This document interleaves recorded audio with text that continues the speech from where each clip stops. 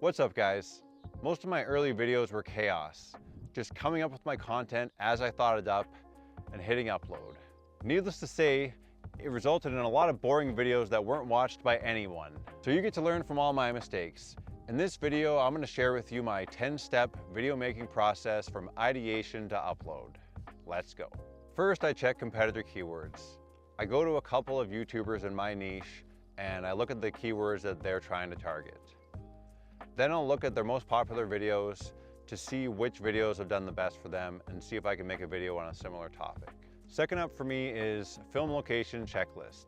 I like to take all my shots with different cinematic views in the background. I always think, first of all, where am I?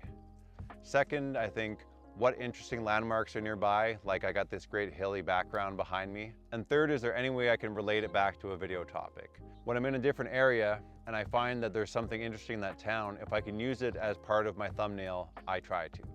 3 is my thumbnail planning checklist. Thumbnails are the lifeblood of YouTube.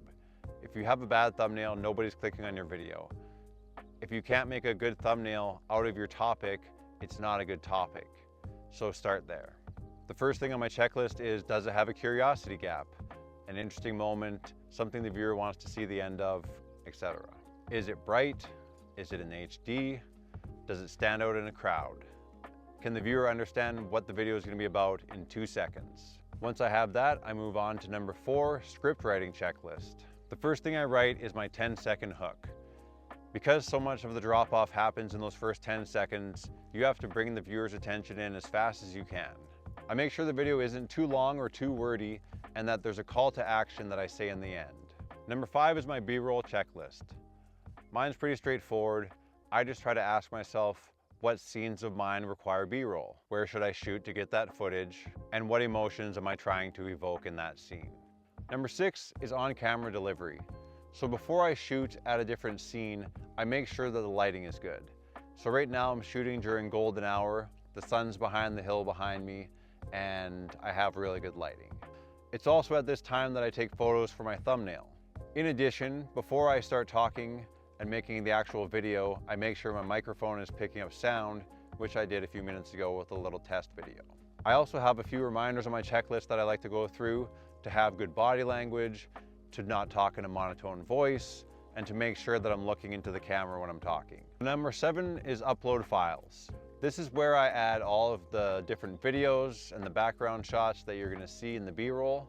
This is where I add my checklist that I make sure that I go through before everything gets completed, and that's about it for that. Number 8 is creating my thumbnail, and that's where I basically go through everything that is in number 3. Step 9 is my SEO, aka search engine optimization. I want to know, does my title create curiosity or make the viewer ask some kind of question that my video can answer? Is the vidIQ score 85 or above? Do I have a good description that explains to the algorithm what my video is about so that I can reach the right audience? And to make sure that I'm using really competitive keywords.